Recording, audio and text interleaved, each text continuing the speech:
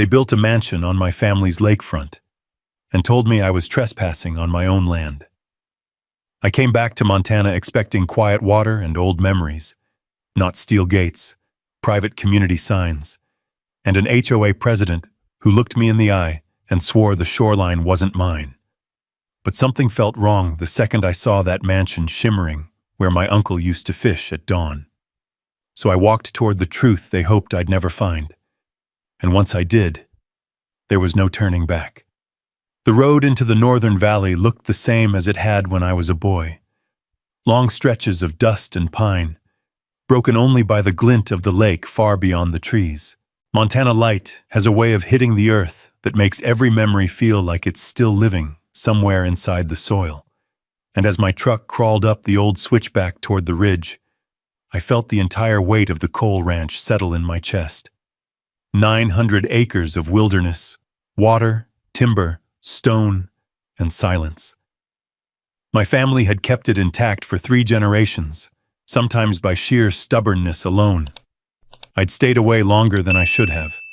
Work, grief, distance, none of them good excuses, but enough to keep me in the city after my uncle passed. Now, as I turned off the gravel road onto the final climb toward the overlook, dust rolling up behind me like a ghost tail, I felt that mix of guilt and duty that only comes from returning to a place you were supposed to protect. The engine idled as I reached the ridge. I cut it and stepped out into the wind. The smell of lake water, cold, clean, familiar, rose from below. It should have been quiet here. It always was, but something was different in the air, a tension I couldn't name yet. I walked toward the edge of the bluff, boots grinding against sun-dried earth. Then I saw it. A slab of glass and steel sat on the shoreline where the old fishing rocks used to be. A massive structure, too modern, too polished, too deliberate to belong in this valley, sprawled across the curve of land my father used to call the heart of the ranch. The morning sun hit the windows and threw sharp reflections across the lake's surface, slicing the water into unnatural shapes. And where the dirt trail should have ended in open grass, a paved drive now cut straight down toward the water like a scar. For a moment I thought I was mistaken, that maybe this wasn't my ridge, or maybe I'd turned down the wrong path. But the hills were the same. The tree line was the same. The old rock outcropping shaped like a bent finger still jutted out toward the lake. This was home, my family's land, and yet a mansion worth millions stood planted on it, like it had always belonged. My jaw tightened as I followed the line of structures continuing behind it. Smaller homes, too neat, too identical, were tucked in arcs around the water. Decorative fencing outlined perfectly manicured lawns where there should have been sagebrush and wild grass. A pier extended into the lake, complete with lantern posts and a polished railing. I blinked hard, trying to understand what I was looking at. The coal ranch had no developments, no subdivisions, no permits. My uncle had refused every developer who ever came knocking, regardless of the offer. And yet here, on the most valuable stretch of shoreline we owned, stood a mansion worth more than everything the Cole family had ever earned. That's when the wind shifted, and I saw the sign. Bolted into a stone pillar at the head of the newly paved road was a rectangular plaque, brushed metal catching the early sun. Private community. HOA property. For a moment, everything inside me went still. Then a slow, cold clarity settled in, the kind that only comes when something is so wrong it leaves no room for doubt. Someone had put a homeowners association on my family's land. I took a step back, boots sinking slightly into the dry earth. The mountain breeze carried the faint hum of something, maybe a generator, maybe a pump, something mechanical that didn't belong anywhere near this valley. My heart hammered hard enough that I could hear it in my ears, a deep thud that matched the disbelief swelling in my chest.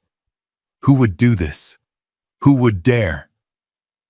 My Uncle Graham had spent his entire life turning away developers. He'd maintained that shoreline with his own 2 hands. The idea that anyone, HOA president, developer, or whoever the hell thought they had the authority, could just take it felt impossible. Illegal.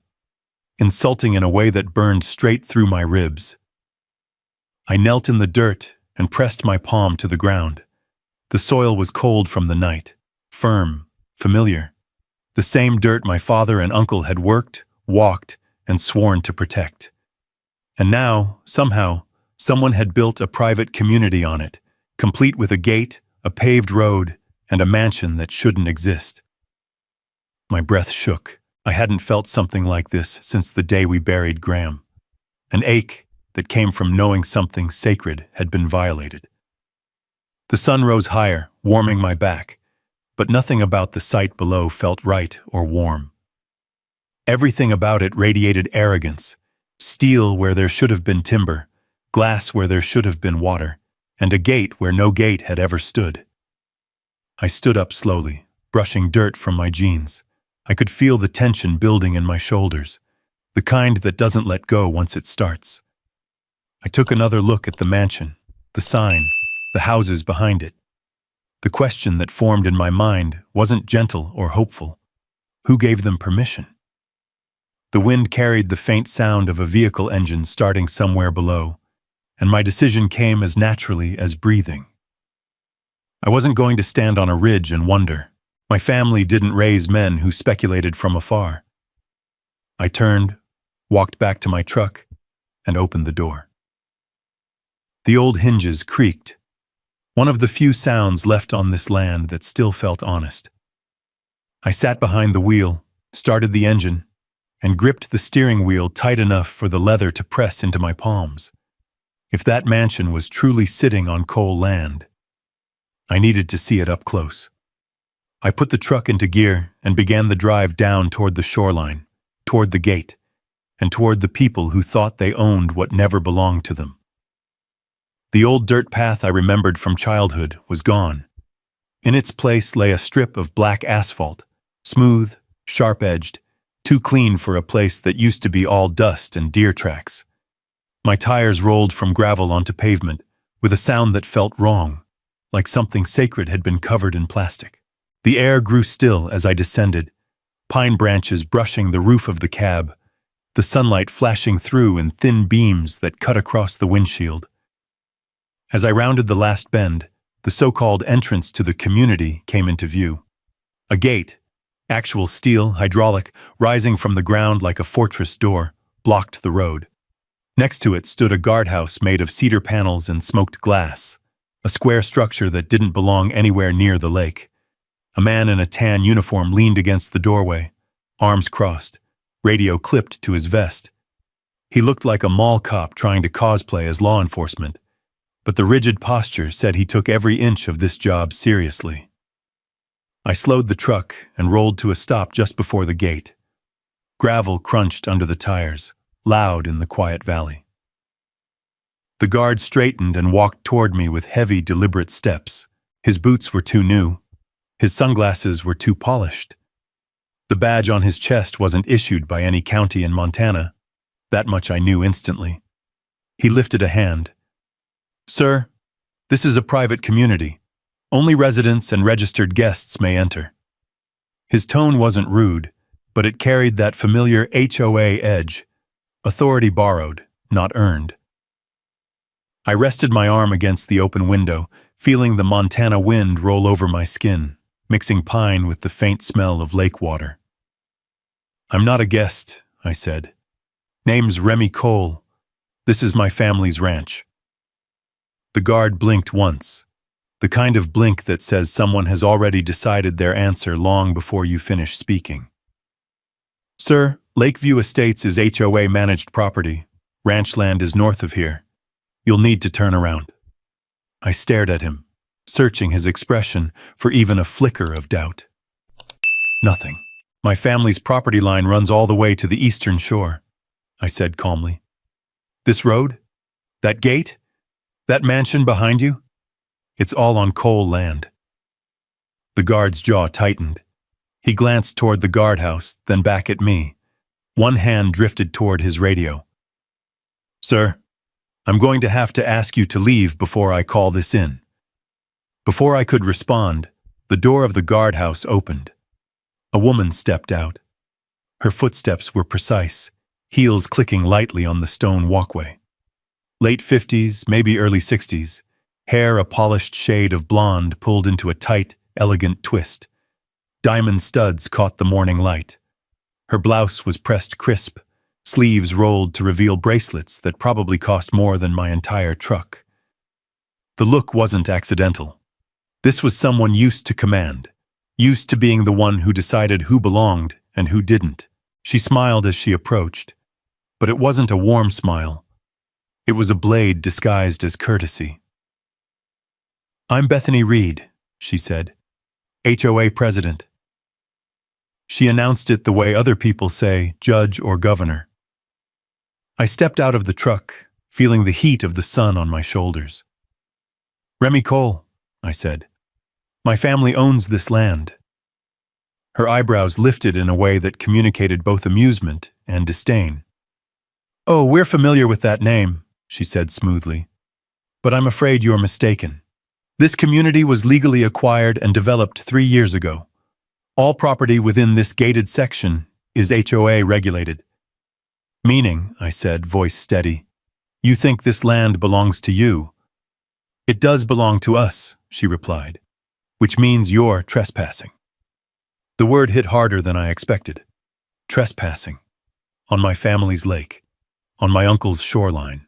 On the spot where my father taught me to cast a line. I took a slow breath. "Ma'am, you might want to check your maps again." The guard shifted uneasily, but Bethany's smile never moved. "We have all the documents we need," she said. "Do you?" She said it like a challenge, like she already knew the answer. My jaw tightened. I had the deed, the maps, the surveys, but they were all inside my uncle's safe, miles up the ridge. She didn't need to know that, but she seemed confident enough to assume. "You can show me whatever documents you're referring to," I said, "if you're so sure." Her smile sharpened. "We don't need to show you anything. You're not a resident, and since you have no proof on you at this moment, you need to leave." The asphalt radiated heat between us. The lake shimmered beyond the gate, calm and indifferent. Bethany stepped slightly closer, lowering her voice just enough to add weight to the words. "If you refuse to leave," she said, "we will call the sheriff and report you for trespassing on private property." The guard nodded, hand still resting on his radio. The absurdity of it almost broke me. Being threatened with law enforcement on land my family had protected for nearly a century. I looked past Bethany toward the mansion down by the water. I could see its white balcony catching light, shining like a taunt. "I'm going to ask you one time," I said quietly. "Who approved the construction of that house?" Bethany leaned her head slightly to the side, her smile turning patronizing. "Mr. Cole, we have paperwork. You do not. That's the beginning and end of this conversation." The guard stepped forward again, posture stiff. "Sir, you need to leave." A moment of silence stretched between us, thick and hot. Then I nodded once, slowly. "Fine," I said. "I'll leave." Bethany exhaled lightly through her nose, victorious. "But this isn't over." I got back into the truck. Gravel cracked under the tires as I backed up slowly, the gate and the guard and Bethany shrinking in the rearview mirror. Her final words followed me, sharp as barbed wire. "We have the documents. You don't."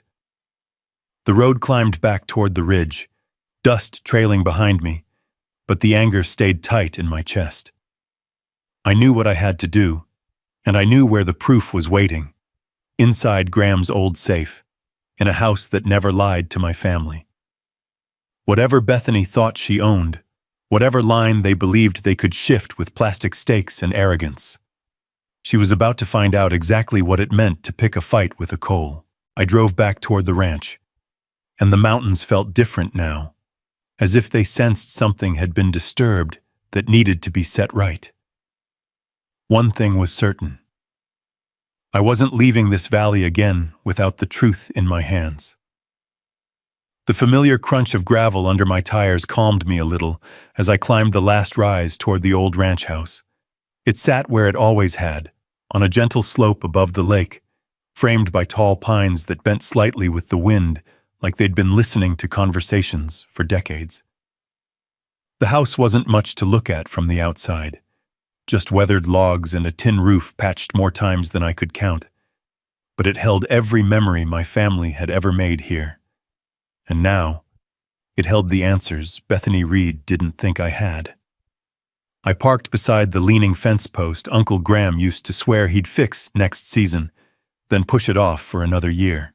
Dust puffed around my boots as I stepped out. The late morning sun had warmed the earth, bringing out the scent of sap and dry grass. But beneath it all lay something colder, anger sitting low in my gut, heavy and unmoving. The screen door creaked when I pulled it open, the exact same sound it made when I was 12 and ran inside after fishing at dawn. The wood floor groaned under my weight as if adjusting to the idea that someone was finally home again. Inside, everything remained just as Graham had left it. Boots by the door, jacket on the peg, coffee mug on the counter with a faint ring at the bottom. A life paused, not ended. I walked straight to the bedroom at the end of the hallway. Dust motes floated lazily in the streaks of light cutting through the old curtains. The air smelled of pine boards and thyme. In the closet, hidden behind a row of flannels still holding Graham's faint scent of wood smoke, sat the safe, an old iron box bolted into the floorboards, the kind of thing you needed a whole lifetime to fill. I knelt in front of it, brushing a thin layer of dust from the dial. My mother's birthday. Those numbers lived in my memory as clearly as my own name. The lock clicked open with a low metallic groan that echoed through the small room. Inside were the documents I'd come for. The deed, the maps, tax records going back decades. I lifted the deed first. The paper was yellowed at the edges, the ink slightly faded but still strong. My grandfather's signature ran across the bottom in careful, old-fashioned cursive. His name felt heavy in my palm, the weight of someone who'd built his life on this land, someone who believed in protecting it more than anything else. Under the deed lay a thick folder marked Boundaries. Inside were survey sketches drawn by hand in the 1950s, the lines steady, the coordinates precise. I recognized the symbols. They matched the stone markers Graham had shown me as a boy. I remembered hiking out with him, stepping over roots and rocks while he explained how the markers were placed, why they mattered, how property wasn't just lines on paper, but the history of those who'd lived on it. I spread the documents across the bed, sunlight falling in patches over the pages. My pulse slowed as I examined each map, every coordinate, every boundary line that had held firm for more than 70 years. And then my breath caught. The original eastern markers, the ones that defined the shoreline, were nowhere near the area where that mansion stood. According to these documents, the mansion wasn't just near my land. It was deep inside it. A knot tightened in my stomach. I pulled the maps closer, running my finger along the boundary line. The coordinates from the old survey matched the ones stamped into the stone markers I'd seen with my own eyes when I was young. And yet the shiny new development sat far west of this line, as if someone had simply redrawn the world to fit their ambition. I grabbed the tax records next. Year after year, paid in full. No gaps, no sales, no transfers. The Cole family had never given up an inch of this land. The farther I read, the louder a soft, low hum of anger became, building in the silence of the room. Every page screamed the same truth. Nothing had been sold. Nothing had been ceded. This was still Cole property, which meant everything Bethany said at that gate was a lie. I folded the deed carefully, slipping it into a leather document pouch Graham had used for years. I added the maps, the records, the letters he'd written to the county decades earlier. My hands moved slowly, methodically, like I was packing ammunition. Except this kind didn't explode. It exposed. I stood, slinging the pouch over my shoulder. But I wasn't done yet. I stepped back outside into the blinding noon sun, the dry wind brushing my face. The ranch stretched in every direction, a patchwork of rolling fields, narrow trails, and old wooden fences bleached pale by years of weather. I headed toward the north line, following the faint path that tracked along the hill. Grass brushed my boots as I walked. The lake shimmered below, the surface rippling in small waves. Birds circled high above, their silhouettes cutting across the sky. The deeper I went, the more a memory tugged at me. Graham pointing toward a cluster of rocks, telling me, "These markers don't lie, Remy. People might, but stone doesn't." I found the first marker exactly where it had always been, half buried in brush, a chunk of granite with an iron rod hammered through its center. Moss clung to the corners, and the top was chipped, but the engraved coordinate was still readable. I crouched, brushing leaves aside, feeling the rough stone beneath my fingers. A sense of grounding washed through me. This was real. This was truth carved into earth. I followed the line east, pushing through overgrowth until I reached the next marker. Another granite stone. Another matching coordinate. Each one exactly where the survey map said it would be. My breath tightened when I reached the last one, just above the shoreline, hidden in a small tangle of wild grass. I knelt, brushed dirt away, and traced the engraved number with my thumb. Then I stood and turned toward the mansion across the water. From this vantage point, it wasn't just close to the line. It was nowhere near the correct side of it. I took a slow breath, letting the cold reality settle in my chest. Someone had moved the boundary, not by a few feet, by hundreds of meters. The anger that rose inside me wasn't loud. It was quiet, heavy, deliberate. The kind that comes from knowing someone thought they could erase your family with a few pieces of plastic and a lot of arrogance. I started back toward the truck, the wind kicking dust around my boots. Behind me, the lake glimmered, silent but accusing, as if it too understood something had been stolen. When I reached the truck, I paused and looked down at the leather pouch on the passenger seat. Bethany's words echoed again in my mind.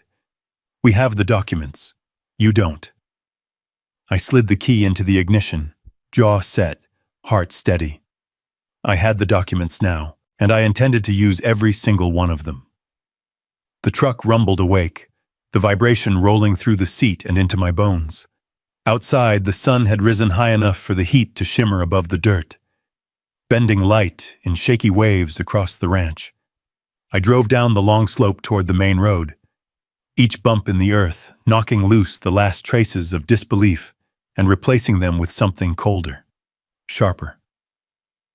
Purpose.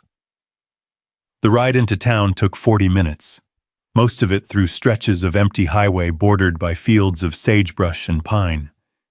The mountains loomed on either side like quiet sentinels, watching without comment. The sky was too clear for the kind of storm I felt brewing inside me, but the contrast only sharpened the feeling that the world had shifted under my feet. Pine Ridge was a modest place.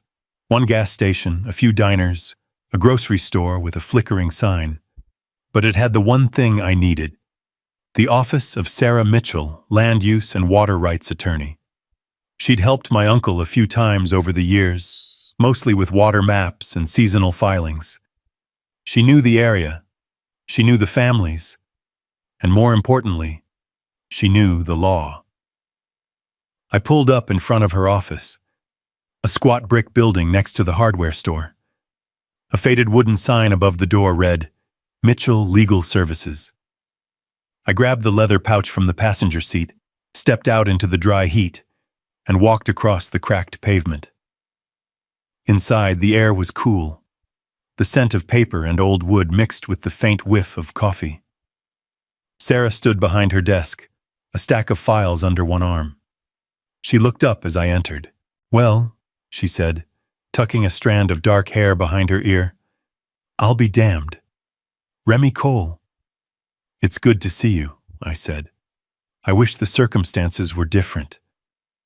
She studied my face for a moment, long enough to see something was wrong. What happened? She asked.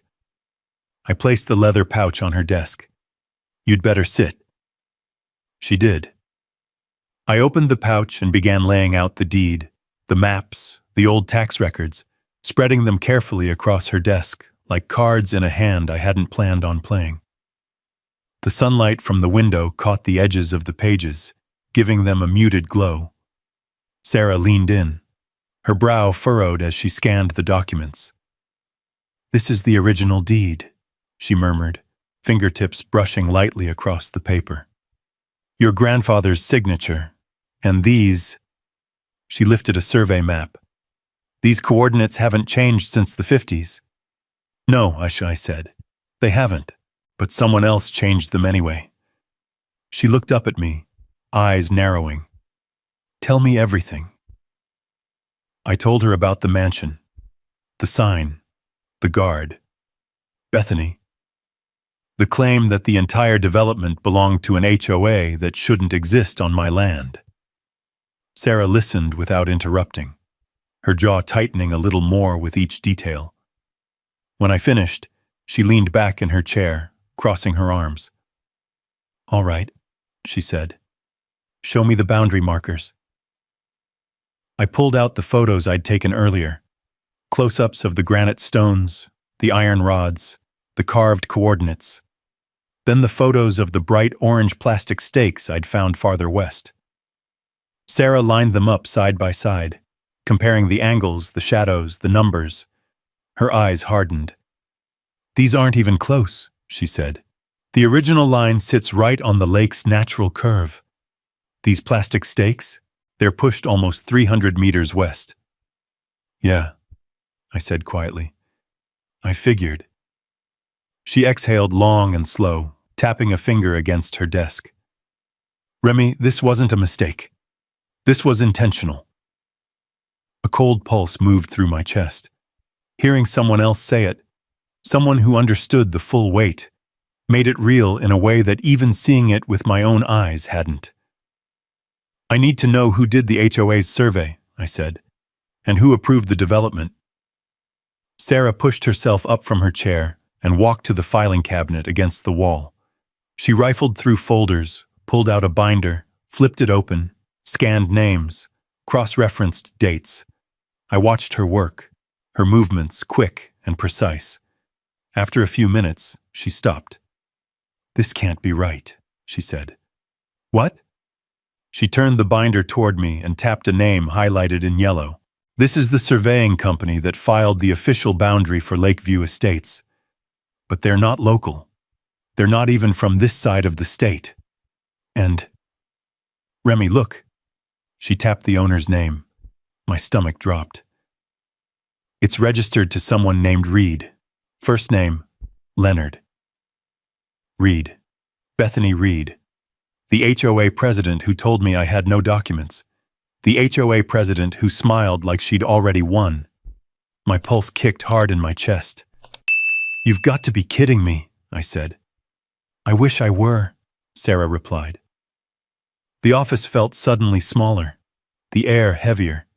Heat pressed against the back of my neck despite the cool air conditioning. I walked to the window and stared out at the quiet street. Cars drifting by, a dog lying under the shade of a porch, the mountains silhouetted in the distance.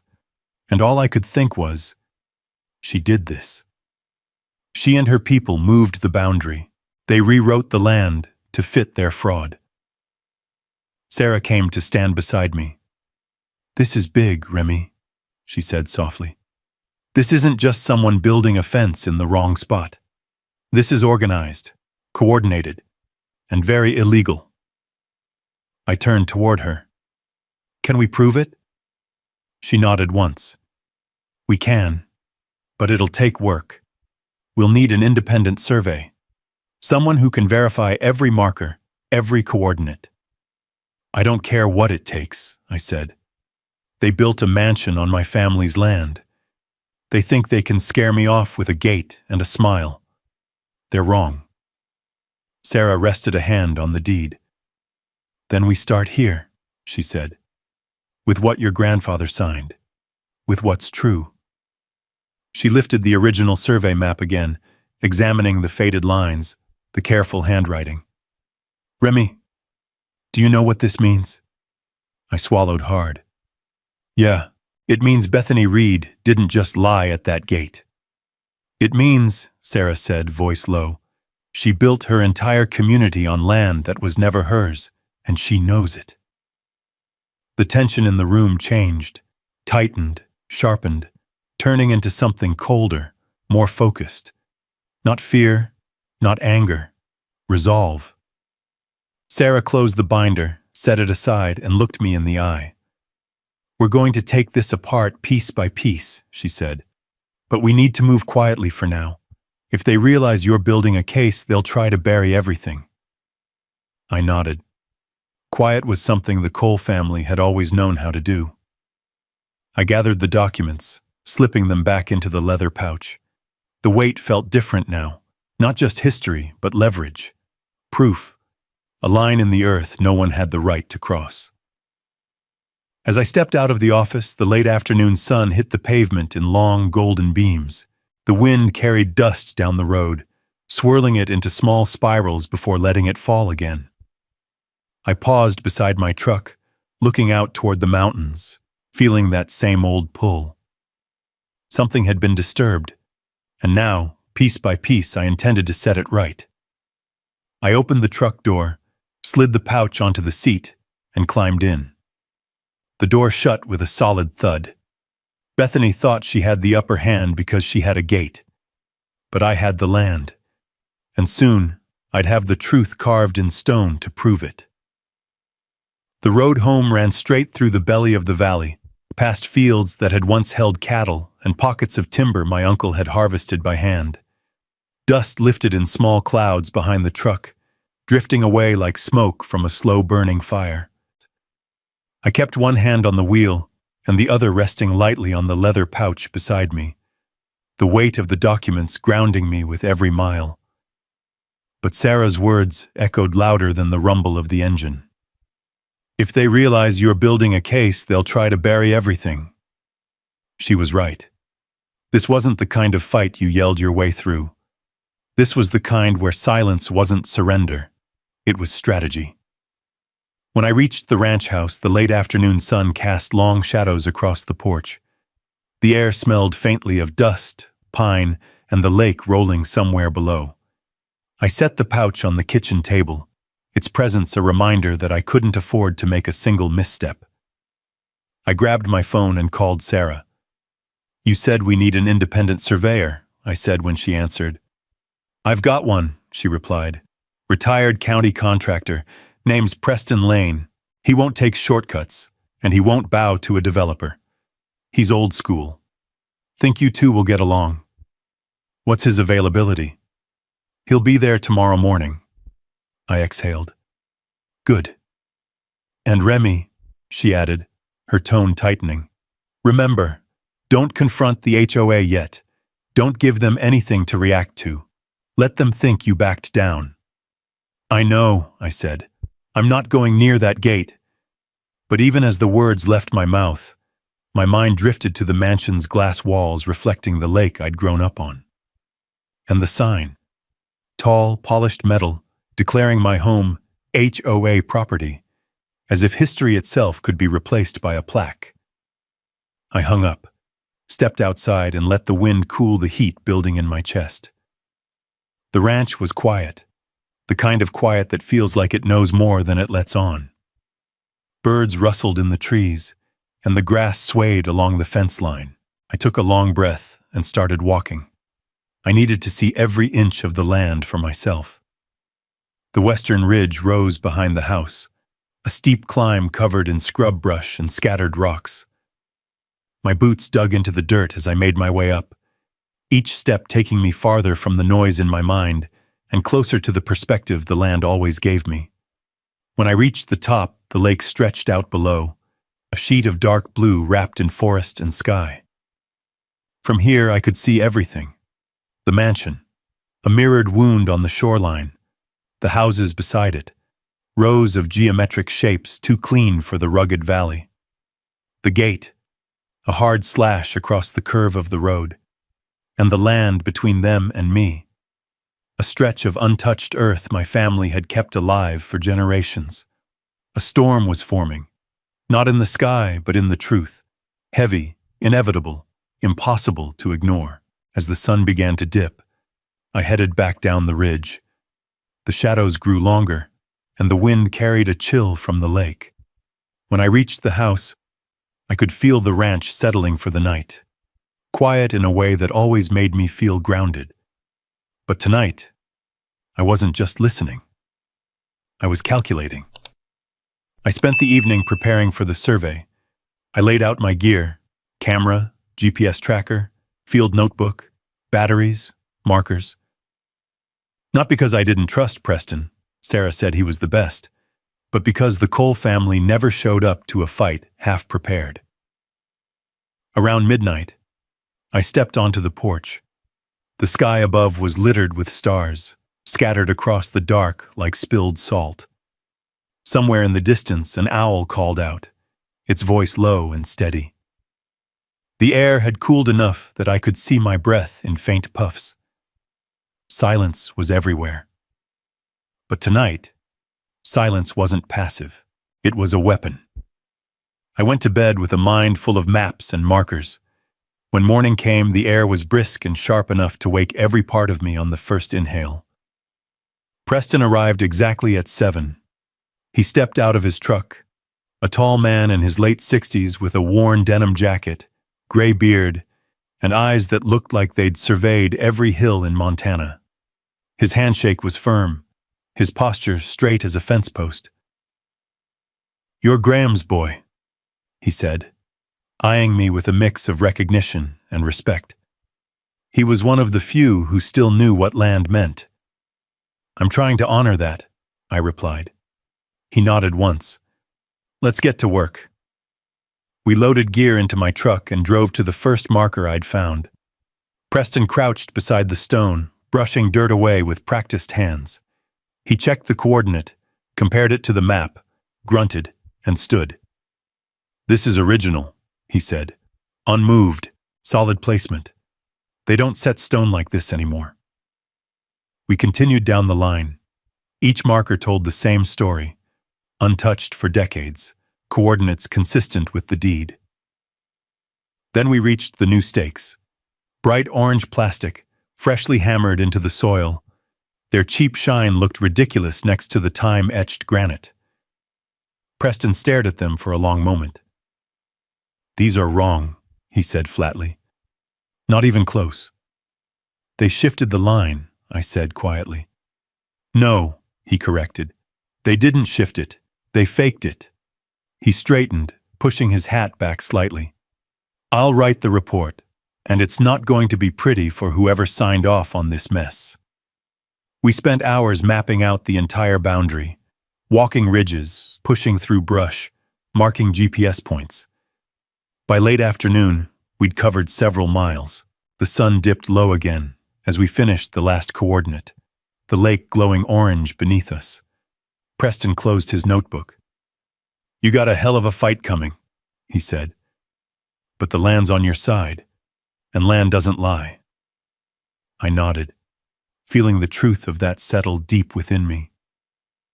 He headed to his truck, promising the written report within 48 hours. I stood alone by the last marker, wind tugging at my shirt, the lake whispering against the shoreline below. My anger from the day before had cooled, tempered into purpose. Bethany had her gate, but I had stone markers older than her entire HOA, markers that told the real story. And soon, every inch of the truth would be staring her in the face. The next 48 hours stretched out in a long, taut line. Morning light rolled across the ranch each day in pale sheets, dust drifting through the air like slow-moving ash. I moved through the hours quietly, checking the markers again, reviewing maps, pacing the porch until the boards creaked in familiar protest. Silence settled around the house the way frost settles on winter glass. Soft, patient, waiting. By noon on the second day, Preston's truck rumbled up the long dirt drive. He climbed out with a thick envelope tucked under his arm and a look that said he'd seen exactly what he needed to see. "Report's done," he said, "and it's solid." We went inside, spreading the documents across the kitchen table. Sunlight poured through the window, warming the pages and casting long shadows across the wood. "When I recalculated the markers," he said, tapping one of the maps, "I found something else. You knew they shifted the line, but I doubt you knew how far." I studied the map. A bold red outline traced the true property boundary. Over it, Preston had drawn a second line, the one used by the HOA's survey. The two lines weren't just off. They weren't even cousins. One hugged the natural curve of the lake. The other cut deep into my land, as if a lazy hand had dragged it wherever money needed it to go. "Remy," Preston said quietly, "they didn't just slide the line a little. They took the entire shoreline." I leaned closer. The land between the true boundary and the HOA's line wasn't marginal. It wasn't a small sliver someone could hand-wave away. It was 15 acres. 15 acres of waterfront property, the most valuable land in the entire ranch. The land my grandfather protected like his own heartbeat. The land where my father taught me to skim stones, count ripples, and listen for trout beneath the surface. The land where my uncle swore no developer would ever set foot. Seeing that space carved out in red ink felt like watching someone slice into my family's ribs.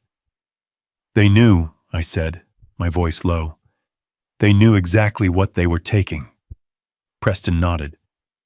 This wasn't sloppy work.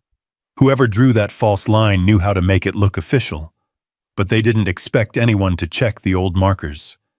Most people don't. You did. I took a long breath, steady and controlled. The anger that rose now wasn't the sharp, explosive kind. It hit me at the gate. This was deeper, heavier, more certain. "What's our next move?" I asked. "Take this to your lawyer," Preston said, sliding the packet toward me. "She'll know how to file it. This isn't a civil disagreement. It's a land grab, plain and simple." When he left, I sat for a moment in the stillness of the kitchen. The only sound, the ticking of the old wall clock my uncle had rebuilt a dozen times. I looked at the 15-acre gap again. It was so blatant, so confident, as if they genuinely believed I would never return, as if the Cole family story ended with my uncle's last breath. I tucked the report into the leather pouch along with the deed and old maps. Then I grabbed my keys. As I drove toward town, the sky began to darken with a coming storm. Thick clouds gathered over the ridge, pushing shadows across the valley floor. The wind picked up, carrying the smell of rain and distant thunder. A storm fit the mood. Sarah's office lights were on when I arrived. She opened the door before I could knock, as if she'd been expecting something heavy. "You got it?" she asked. "It's worse than we thought," I said, handing her the folder. She flipped through the pages quickly at first, then slowed, drawing her brows together until a tight line formed between them. 15 acres? She whispered. "Remy, this is criminal." I nodded. Preston said the same thing. She moved behind her desk and opened her laptop, typing fast, pulling up county filings, permits, anything that bore the name Lakeview Estates. She muttered under her breath, scanning documents that were too polished, too rushed, too convenient. Then she froze. "Oh my God. What is it?" She angled the screen toward me. On one of the forms, the Environmental Impact Report, was a digital signature stamped at the bottom. Filed by Reed Surveying and Land Development Consultants. Approved by County Office. Expedited review. "Expedited?" I asked. "How expedited?" Sarah clicked deeper into the system. Same day approval, she said. Remy, these filings usually take months. They got it in less than 6 hours. My pulse thudded in my ears. That means someone inside the county pushed it through, she said. The storm outside cracked open with the first rumble of thunder. Rain began tapping the window in uneven patterns, gathering speed. Sarah, I said slowly, how bad is this going to get? She leaned back in her chair, fingers steepled under her chin, eyes sharp with the kind of focus lawyers use when they're assembling a battle plan. This isn't just an HOA cutting corners, she said. This is collusion between a private developer, a biased surveyor, and someone inside the county willing to override procedure. They stole 15 acres from you on paper and hid the theft behind fake surveys and rushed approvals. And they think they'll get away with it. They won't, she said, standing abruptly. We're filing a formal injunction. We're going to freeze everything they're doing, construction, sales, utilities, all of it. They won't be able to add a mailbox without your approval. I felt the storm inside me shift. The anger didn't burn anymore. It solidified. It became a kind of calm that didn't shake or tremble. What do you need from me? I asked. Documents, testimony, presence, she said. But most of all, you stay quiet. Don't approach them. Don't warn them. We don't want them covering their tracks. I can do that. She looked up at me, her expression softer for the first time since I arrived. Remy, this is going to get messy. People don't steal land unless they think they're untouchable. And when they're caught, they don't go down gently. I'm not looking for gentle, I said. Lightning flashed behind the window, lighting up the whole room in a blue-white burst. For a moment, I saw the reflection of the maps on the glass, the true boundary etched like a scar across the land. Sarah closed the report. All right, she said. Let's make this official. As I stepped back outside, the rain came down in sheets, the storm swallowing the valley in a cold, pounding rhythm. I stood for a moment in the downpour, letting it soak through my shirt, my hair, my anger. The world felt raw and new and honest again, washed clean of their lies. Tomorrow, the injunction would be filed, and Lakeview Estates would feel the first crack in their foundation. 15 acres stolen. 15 acres they'd have to answer for. And I intended to make them answer for every inch. The storm rolled through the valley long into the night, slamming rain against the tin roof in steady waves that rattled the gutters and echoed through the old ranch house like distant artillery. I barely slept. My mind replayed every moment at that gate, every word Bethany threw at me, every arrogant tilt of her chin as she told me I didn't have documents. Now I had more than documents. I had proof, and soon I'd have something she didn't see coming. By morning, the storm had passed, leaving the earth damp and the air sharp with the clean smell only Montana rain can bring. The sky was a washed-out blue, streaked with leftover clouds drifting east. I drove straight to Sarah's office, the leather pouch sitting beside me like a loaded weapon. When I walked in, she was already at her desk, hair pulled back, sleeves rolled up, files spread across every inch of the surface. She looked like she'd worked through half the night. They filed their response, she said, sliding a document toward me without preamble. I picked it up. The words hit like cold water. Lakeview Estates HOA formally disputes the claim of land encroachment and asserts lawful ownership based on certified survey conducted by Reed Surveying and Land Development Consultants. That name again. Reed. My jaw tightened. They're doubling down? Of course, Sarah said. People who do something this bold don't admit it the first time someone knocks. She pulled up a digital file on her screen and turned it toward me. This, she said, is the HOA's official survey submission from their permit application. I stared at the document. At first glance it looked polished, Clean lines, typed coordinates, embedded signatures. But something about it felt too neat, too artificial. The markers were placed in near-perfect geometric alignment, ignoring the natural flow of the land. Sarah zoomed in on the footer. "See this?" she asked. A signature. Digital. Stamped. Filed by Reed. Surveying and Land Development Consultants. Signed by Leonard M. Reed.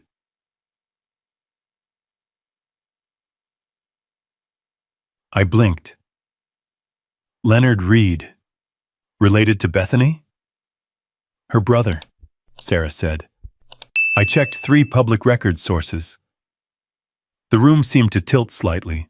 So the HOA president, a woman who smiled in my face while accusing me of having no documents, relied on a survey signed by her own brother to steal 15 acres of lakefront ranch land. It wasn't just illegal. It was calculated. Sarah continued. Leonard's company has been used for nearly every permit and expansion the HOA filed since the community broke ground. He signed off on drainage adjustments, shoreline layout, path grading, power line routing, everything. And no one questioned the conflict of interest? It doesn't look like anyone even noticed. Or if they did, they didn't care. I swallowed, feeling that cold anger settle in again. What else do we know about him? Sarah clicked to another file. He doesn't live in Pine Ridge anymore. Moved east years ago. But his company pops up on county filings anytime Lakeview Estates submits paperwork. And the county approved all of it. She nodded grimly. Which means someone inside the county office is either asleep at the wheel or involved. I leaned back in the chair, staring at the ceiling for a moment. The fluorescent light hummed. Steady, soft, grating. My uncle once told me that corruption isn't loud or flashy. It's quiet, paper thin, hidden in signatures and stamps and approvals no one double checks. What's our next step? I asked. First, Sarah said, we need to link Bethany directly to the fraudulent survey. The family connection helps, but legally, we need proof she knew the boundary was wrong. She knew, I said. She didn't even hesitate when she threatened to call the sheriff. And we'll prove that. Second, she tapped the digital file. We have to expose the forged survey markers. They're not just forged, I said. They're placed on purpose. She nodded. That's key. If we can show intent rather than error, everything changes. She paused, leaning forward in her chair. Remy, I need you to understand something. Once we file this next round, the HOA isn't going to stay quiet. They'll panic. They'll get aggressive. They may even try to paint you as a danger to the community. I'm not worried about their noise. You should be, she said, because they're good at it. I folded my arms, feeling the weight of the land outside. The hills, the markers, the water. The truth lived out there in stone and earth. No amount of HOA politics could change what was carved into the land long before they ever showed up. Let them talk, I said. We have the truth. Sarah gave a small, approving smirk. Good, because we're about to hit them where they least expect it. She printed the survey packet, collating the pages into a thick stack. The printer hummed, spitting out sheet after sheet that would rewrite the course of this fight. When she handed it to me, the weight of it mirrored the weight in my chest. Substantial, undeniable. We'll file the injunction tomorrow morning, she said, but tonight, you need to see something for yourself. She reached into her desk drawer and pulled out a USB drive. What's this? I asked. Emails, she said quietly. Between the HOA board members, a concerned resident forwarded them to me anonymously late last night. My breath caught. What do they say? They discuss the survey, the land, and you. She slid the drive into her laptop and opened a folder. Rows of messages filled the screen. Timestamps, subject lines, sender names. She clicked one dated 6 months earlier. From Bethany Reed to HOA Board, Lakeview Estates. Subject: Boundary line adjustment. Leonard has assured us the new line can be submitted without pushback. The previous owner is deceased. The nephew hasn't been around in years. We'll proceed. The land is functionally unused and better off incorporated into the community. My throat tightened. Another email loaded. From Leonard M. Reed to Bethany R. Subject: Survey. Boundary markers will be moved this week. The old stones are deep in brush. No one will check them unless they have a reason. Keep traffic away from that side until we finish. I couldn't breathe for a moment. A third email appeared. From Bethany R. to board members. Once the mansion is finished, the rest of the development will follow. No delays.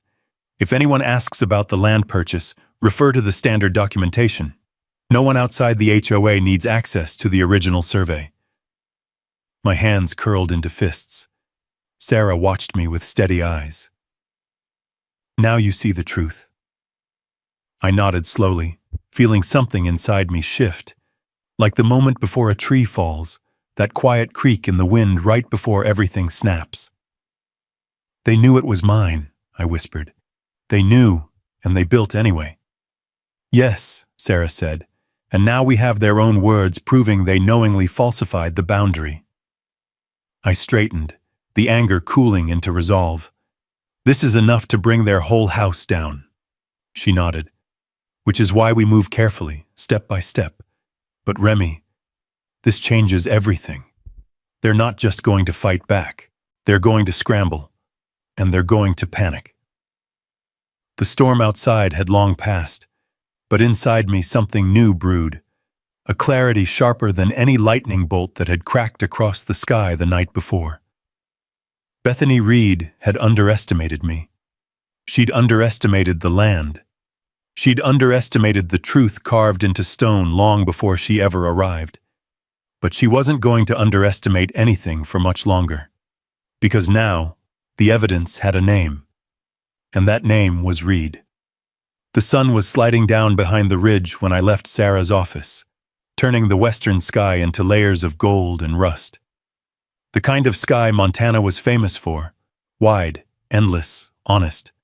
It spread across the horizon like a reminder that truth always had space to breathe, no matter how many walls people built to smother it. I drove home with the windows down.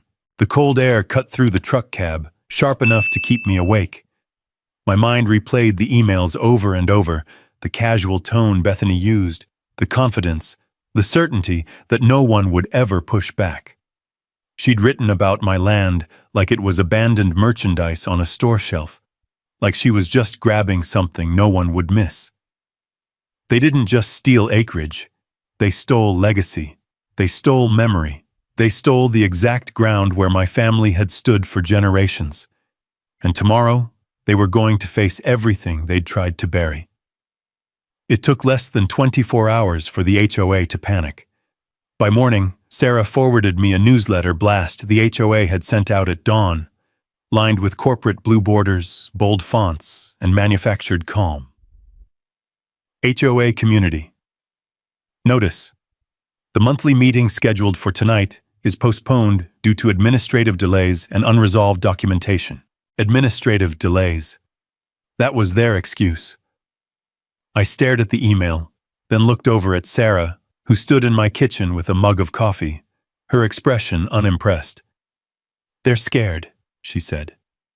"Good. They can't cancel it, can they? They can postpone, unless someone with jurisdiction says otherwise." She set her mug down. "Sheriff's already on his way." Before I could react, tires crunched up the gravel outside, and a white county truck rolled to a stop beside the porch. Sheriff Marcus Hale stepped out, hat tucked low, coat zipped to the collar. He climbed the porch steps like a man who'd walked them 100 times. "Morning, Remy," he said. "Sarah." "Sheriff?" I nodded. He accepted a cup of coffee from Sarah and stood with us looking out over the valley, steam rising from his mug, breath fogging in the air. "I got a call last night," he said. From a resident inside Lakeview Estates. Someone who thinks things aren't as clean as Bethany claims. Someone besides the person who sent the emails? I asked. He shook his head. Different person. This one's scared. Says Bethany's been telling people you're unstable, aggressive, making threats. Of course she was. That was how this worked. If you can't defeat the truth, you attack the man who speaks it. Marcus continued. Legally speaking, the meeting can't be cancelled unless there's a documented emergency. A boundary dispute doesn't count. Sarah folded her arms. So, Marcus said. The meeting's happening tonight at 7, whether the HOA likes it or not. A weight inside me lifted, not fully, but enough to breathe again. By late afternoon, word had spread across Pine Ridge. Folks heading out of the grocery store talked about it. People at the gas station mentioned the mansion. Even the barista in town, who barely knew the difference between a ranch gate and a garden fence, whispered, "Is it true the HOA built on your land?" The tide was shifting. By 6:30, the small community hall inside Lakeview Estates was already half full when Sarah and I arrived. The building looked modern, too modern. Big beams, polished stone, metal accents. It felt like it had been built for events like this, though I doubted they'd planned for this kind. The air buzzed with quiet murmurs. Residents sat in folding chairs arranged in rows, some clutching printouts of the article Sarah released to them earlier, others holding on to nothing but their growing doubt. Eyes turned when we entered, some sympathetic, some nervous, some angry. Not at me, but at the realization their beautiful homes might have been built on lies. Sarah leaned toward me. Stay calm. Present the facts. That's all we need. I nodded, though part of me could already feel the old cold temper stirring beneath the surface. Not rage, not impulsiveness, just the heavy pressure of a man who'd carried enough for long enough. At exactly 7, the side door opened. Bethany Reed stepped in. Her heels clicked against the polished floor, each step too confident for a woman standing on stolen land. She wore a navy blazer, diamonds at her ears, hair pulled into a perfect blonde twist. Her expression was smooth, the kind of calm that only comes from denial thick enough to drown in. Jake Mercer followed behind her, posture stiff, jaw tight, eyes scanning the room like he was looking for the next problem he needed to bulldoze. She approached the podium at the front of the room, placed both hands on it, and tapped the microphone. "Good evening," she said, voice dripping practiced authority. "There seems to have been some confusion regarding the status of this meeting." Marcus stepped forward from the back of the room. "Meeting stands," he said. "County oversight. Let them talk." A visible ripple went through the crowd. Bethany's jaw tightened, but she forced a smile. Thin, brittle. "Very well. We will proceed. I understand Mr. Cole has allegations he wishes to make." Allegations. As if I were telling ghost stories.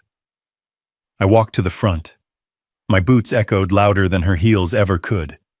I stood beside Sarah, who opened her laptop, projecting a map onto the large screen behind us. A hush settled over the room. I took a breath and spoke. "My name is Remy Cole.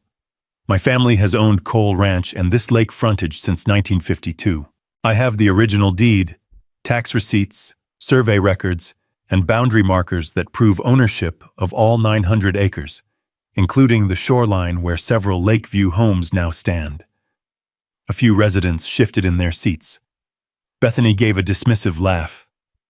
"Mr. Cole's family may have owned land near Lakeview Estates." "Not near," Sarah interrupted, voice calm and razor-sharp. "On." The first slide changed, displaying the antique survey map from the 1950s. Hand-drawn boundaries, coordinates, ink so old it had browned at the edges. "This," Sarah said, "is the original recorded boundary." The next slide showed Preston's GPS survey. "This is the boundary today." Lines overlapped perfectly. except for the HOA's version, which veered wildly inward like a slash through the hillside. Gasps rippled through the room. A man in the second row leaned forward, frowning. That's not what our HOA packet showed when we bought our house. Another resident whispered, My property line is inside that shaded red area. Bethany's eyes glinted like steel. Those maps are ancient, she snapped. Our survey is certified, modern, and signed by professionals. Sarah clicked to the next slide. The footer of the HOA survey appeared. Leonard M. Reed, brother of the HOA president. A murmur swept the room, louder now, angrier. Someone whispered, Is that legal? Someone else whispered, That's her brother. How is that not a conflict? Bethany raised her voice. This meeting is devolving into misinformation, but Sarah wasn't done. She clicked to the final slide. Emails, screenshots, her words, her brother's words, their plan in plain text. The previous owner is deceased. The nephew hasn't been around in years. Boundary markers will be moved this week. No delays, no public access to the original survey. The room went silent. So silent I could hear the wind pressing against the hall windows. One woman, someone who looked like she'd spent her life trying to be polite, stood up with trembling hands. You said the land was bought. You said everything was above board. Bethany swallowed but kept her chin high. The situation is being blown out of proportion. We made adjustments necessary for community development. The land was... I watched her closely. Her mask cracked. She said too much. Unused anyway. It was sitting empty for years. Someone needed to put it to good use. A wave of outrage rolled through the room. Jake Mercer closed his eyes like he'd just heard the one sentence he begged her not to say. Residents turned on each other, whispering, questioning, accusing, voices rising until the tension felt thick enough to choke on. Marcus stepped forward again, pulling a small notepad from his pocket. That'll do, he said quietly. Thank you, Mrs. Reed. And with that single sentence, the room shifted. Bethany finally understood. This wasn't a meeting anymore. This wasn't a dispute. This was evidence, on record, in public. Her face paled. I stood quietly, hands steady, heart calm. Not triumphant, not cruel, just resolved. Everything she thought she controlled was slipping through her fingers like water through a sieve. Because the land never lied. The stones never moved. And her own words had just betrayed her. The room stayed silent, thick with realization, as Bethany's empire began to crack. For a long moment, nobody spoke. Not the residents, not Jake, not Marcus. Not even Sarah. The only sound was the creak of an old air duct in the ceiling, groaning under the weight of a storm that wasn't outside. It was in the people, in the tension, in the truth finally clawing its way into the open. Then a man in the third row stood up. He looked about 60, maybe older, broad shoulders, hands calloused like someone who'd spent more time behind a fence line than behind a desk. He pointed at Bethany, voice trembling but loud. You knew this wasn't your land. Bethany's face stiffened. I said the land was... He didn't let her finish. No, you said it was unused. That isn't the same as owning it. His wife gripped his arm, whispering sharp enough for the whole row to hear. Frank, sit down. No, he said. Not this time. Another resident rose. A woman in a business suit, her HOA badge still clipped to her blouse. Mrs. Reed, she said, when I bought my home, you personally told me everything had been reviewed and approved by the county. Bethany lifted her chin.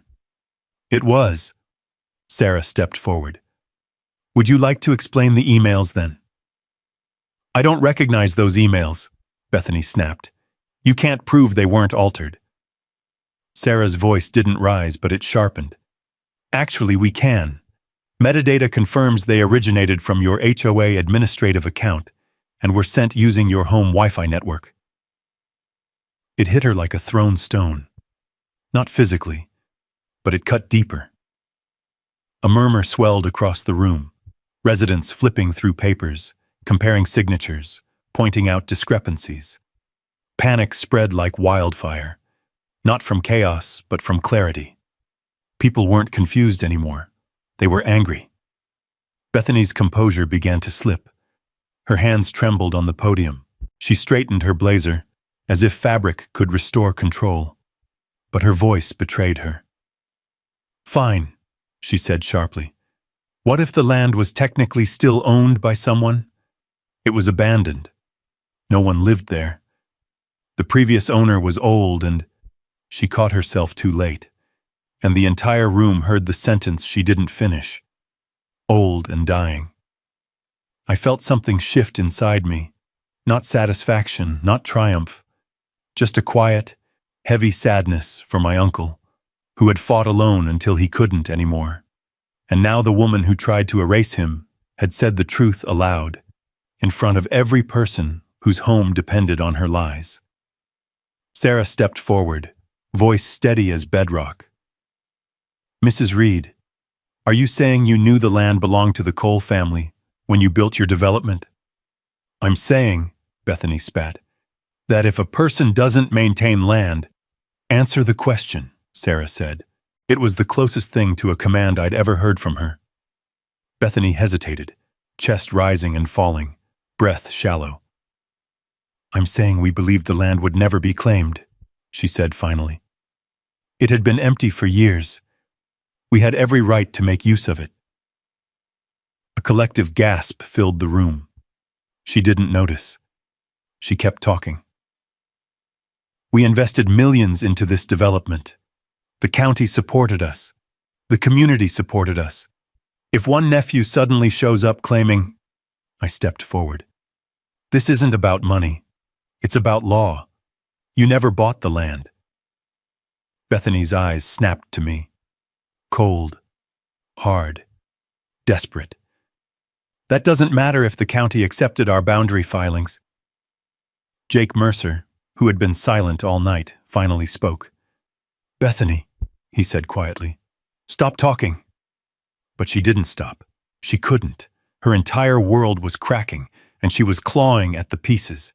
"The land was empty and neglected," she shouted. "Someone had to make use of it." The room erupted. Residents demanded answers, voices overlapping, chairs screeching, papers rustling. Some stood, some yelled. Some simply stared at Bethany with betrayal carved into their faces. Marcus let it go on long enough for people to feel the weight of her words. Then he stepped between us, pulled out his notepad, and spoke with a calm that cut through the chaos like a knife. "Mrs. Reed," he said, "I need you to repeat your statement clearly for the record." Bethany blinked. "What record?" "This meeting is being documented under county oversight," he said. "You stated the land was never purchased, and that development proceeded because you believed the owner wouldn't contest it." Bethany froze as if she'd been doused in ice water. "That's not what I—" "It is," he said, "and it needs to be clear." He turned toward Sarah. "Ms. Mitchell, you have the deeds?" Sarah opened her folder and laid the documents across the table. The original deed from 1952, tax records, the updated survey, county filings, email metadata logs. Marcus examined each one. Then he looked at Bethany. "Effective immediately," he said. "This meeting is adjourned for legal review.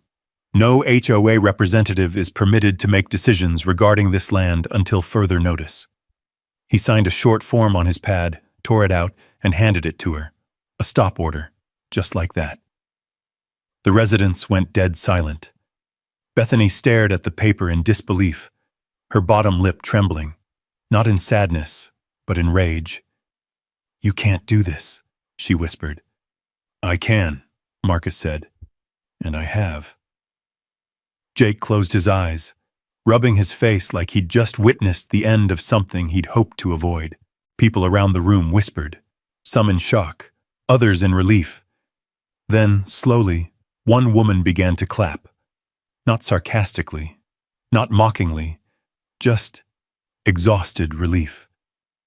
Another person joined her, then another. Then the room filled, not with applause for me, but for the truth finally being dragged into the light. Bethany stumbled back from the podium, eyes unfocused, throat tight. She looked at the residents who had once adored her, and now watched her with distrust so heavy it might as well have been judgment. Her empire hadn't just cracked, it collapsed. Right there in front of everyone. Sarah closed her laptop. "We should go," she whispered. I nodded and stepped back, letting the residents talk and murmur among themselves, trying to rebuild a world that had just shifted under their feet. But as I turned, I felt someone grab my sleeve. An older gentleman, gray hair, steady eyes, looked up at me. "Mr. Cole," he said, voice soft, "thank you for telling us the truth. We deserved to know." I didn't know what to say, so I simply nodded and walked toward the exit. Outside, the night air met me like a cold wash of mountain wind. The sky stretched wide and open above us, stars flickering like they'd been holding their breath during the meeting. Sarah stepped beside me. "That," she said, "was the moment everything changed." I looked back at the glowing windows of the community hall, where shadows moved inside, residents trying to make sense of what their leader had done. "No," I said quietly. "The real change happens tomorrow." She raised an eyebrow. "Why tomorrow?" "Because tonight," I said, "Bethany lost control. I watched the hall one last time, and tomorrow, she loses the land." The parking lot lights buzzed overhead as residents spilled out of the meeting hall behind us, murmuring in clusters, clutching printouts, shaking their heads in disbelief. But the cold air felt different now, sharper, cleaner, as if the valley itself had exhaled after holding its breath for too long. Sarah and I walked to my truck without speaking. The gravel crunched under our boots, the lake wind sweeping up from the shoreline and carrying the faint smell of wet pine and stone. Somewhere behind us, a door slammed. Another voice rose in protest. A different one answered with anger. The HOA's perfect facade was cracking, and everyone could hear it. By the time I got home to the ranch, the moon had climbed over the ridge, bright enough to light up the fences and the faded boards of the old porch. I sat for a long time inside the parked truck, engine off, hands still on the wheel. The quiet wrapped around me, the kind of quiet only wide land can offer. Steady, grounding. But somewhere deep inside, beneath the exhaustion and the anger and the weight of months of fighting, something else was stirring. A sense of finality, the kind that comes when a storm is about to break for good. The next morning came cold and gray. Clouds hung low over the valley, dragging thin shadows across the hills. I poured coffee into a metal thermos, pulled on a canvas jacket, and stepped outside just as tires rolled up the gravel drive. Sarah's SUV. She climbed out with a folder tucked under her arm and a look that meant business. "Judge Whitmore reviewed the stop order Marcus issued," she said. "He granted an emergency hearing for this afternoon." I blinked. "This afternoon?" "It's fast," she said, "but given the evidence, he wants to address it before the HOA moves anything or destroys records." I nodded slowly. "Bethany won't be expecting that." Sarah gave a short, dry laugh. "Bethany won't be expecting any of what's coming." The road to the courthouse wound along the edge of the lake, the water still and silver beneath the heavy sky. As we passed the section where the mansion stood, I slowed the truck. From the road, the structure looked like a glass and steel monument to arrogance, its sharp edges jutting into the morning like it was daring the land to challenge it. But today, the land wasn't the one challenging. We were. Residents were already standing on their porches, some holding mugs, some holding papers, all watching us pass with a kind of quiet resignation. They knew. The whole community knew. Last night had changed the direction of everything. The courthouse was small enough that a cough could echo off the walls. A few reporters waited outside. They must have caught wind of the meeting. One lifted his camera toward us, but Sarah shot him a look that sent him glancing down at his shoes instead. Inside, the courtroom smelled faintly of old carpet, pine cleaner, and winter coats drying on radiators. Judge Whitmore sat behind the bench, silver-haired, steady-eyed, wearing a pair of reading glasses that hung low on his nose. Bethany and Jake arrived minutes later, flanked by their attorneys. She looked different than last night, pale, eyes ringed with sleeplessness, the confident posture replaced by rigid tension. She walked without meeting my gaze. The proceedings began immediately. Sarah rose first, presenting the deed, survey reports, email metadata, historic maps, and the recordings from last night's meeting. Her voice was calm, methodical, each fact layered cleanly atop the last until the story became impossible to ignore. Jake's attorney countered with a rehearsed statement about miscommunication, administrative inconsistencies, and the unpredictable nature of rural property records. But it was Bethany's attorney who stumbled first. "Your Honor," he said, "the HOA board acted in good faith, believing—" "Good faith?" Judge Whitmore interrupted, lifting the printed email Sarah had submitted. "Previous owner is deceased. The nephew hasn't been around in years. Proceed." "That's not good faith. That's opportunistic development based on the assumption no one would challenge you." Bethany's jaw clenched. Her attorney tried again. "The land was not yours," the judge said sharply. "Not ever." The words hit the room like a door slamming. Even Jake flinched. Judge Whitmore set the papers down and removed his glasses. "I've reviewed every piece of evidence presented by both parties," he said, "and the conclusion is clear." The room went silent. Lakeview Estates HOA knowingly built residential structures on land belonging to the Cole family without purchase, permission, or legal authority. The survey relied upon was fraudulent and performed by an entity with direct familial ties to the HOA leadership. Bethany inhaled sharply through her nose. "I hereby order," the judge continued, "an immediate injunction against all development operations on the disputed acreage. The HOA is barred from enforcing rules, issuing citations, or conducting governance over any portion of Cole land." Sarah exhaled quietly. Judge Whitmore wasn't done. "Furthermore, damages are awarded to Mr. Cole for land encroachment, legal costs, and emotional distress, totaling $1.2 million. Bethany's attorney froze. Jake's pen dropped from his hand. "And finally," the judge said, "all evidence of fraudulent surveying will be forwarded to the district attorney's office for criminal review." A ripple passed through the courtroom, a quiet, trembling shift of energy. Not triumph, not celebration, but justice settling into place. Real justice, long delayed, deeply earned. Bethany's legs seemed to weaken. Jake steadied her, but she shook his hand away. She stared straight ahead, eyes glistening with humiliation and disbelief. She wasn't in control anymore. Not of the land, not of the story, not of anything. The judge rose. "This hearing is concluded." The gavel hit wood, sharp, final, echoing like a gunshot across the quiet courtroom. Outside, the reporters surged. Microphones, cameras, raised voices. But Marcus stepped forward, blocking them long enough for Sarah and me to reach the sidewalk.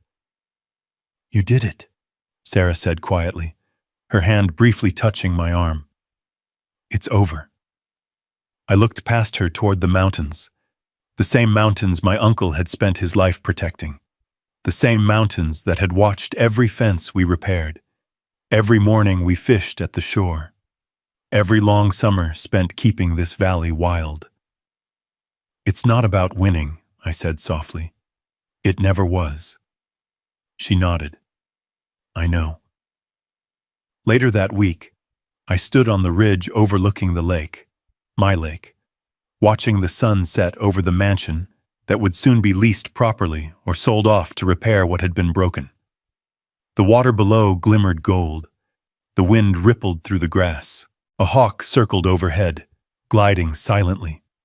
The land felt right again. Balanced, whole.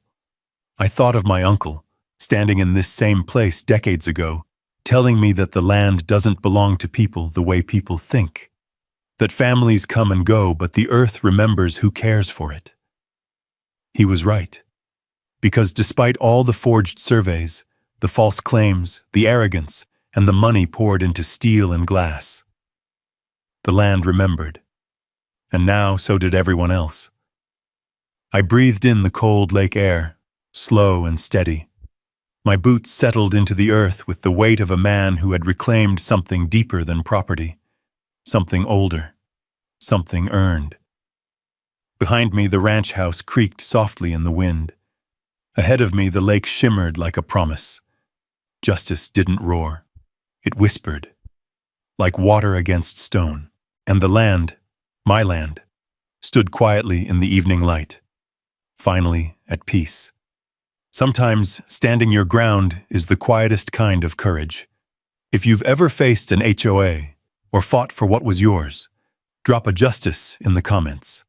And if you'd like more stories about land, truth, and the folks who don't back down, I'd be glad to have you subscribe and stick around.